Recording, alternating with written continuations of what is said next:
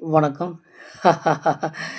கிஸ்தி, திரை, வரி, வட்டி. "வானம் பொழிகிறது, பூமி விளைகிறது, உனக்கேன் தர வேண்டும் கிஸ்தி" அப்படின்னு வீரபாண்டிய கட்டபொம்மன்ல ஒரு பிரபலமான வசனத்த நம்ம எல்லாரும் கேட்டுருப்போங்க.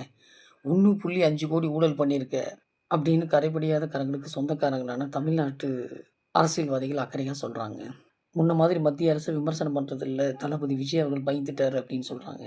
2025ல பரந்தூர் விமான நிலையம் பிரச்சனைக்கு நேரடியா மக்கள் போராட்டத்தில பங்கேற்று பேசினது கூட மத்திய அரசுக்கான எதிர்ப்பு தாங்க.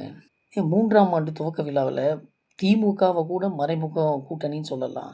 ஆனா, அதிமுக பாஜகவோட அடிமை கூட்டணியா மாறிட்டாங்கன்னு சொல்லி மத்திய அரச தொடர்புபடுத்தி தான் பேசியிருக்காரு. இன்னும் குறிப்பா கவனிச்சீங்கன்னா, 2011ல அதிமுக கூட்டணியில விஜயகாந்த் இடம்பெற்றபோது ஆதரவு கொடுத்த விஜய் அவர்கள், ஏன் விஜய பிரபாகரன் அவருக்கு 2024 பார்லிமென்ட் தேர்தல்ல ஆதரவு தரல அப்டின்னா, அதுவும் பாரதிய ஜனதா கட்சி கூட்டணியில இருந்துச்சு அப்டிங்கிறத நம்ம கவனத்துல வச்சுக்கணுங்க. வரி தாங்க அரசாங்கத்த இயக்குது. ஆனா, அந்த அரசை உருவாக்குற வாக்கு வரும் தேர்தலில் என்ன மாற்றத்தை உருவாக்கப் போகிறது என்பதை உங்களைப் போலவே நானும் தெரிஞ்சுக்க ரொம்ப ஆர்வமா இருக்கேங்க.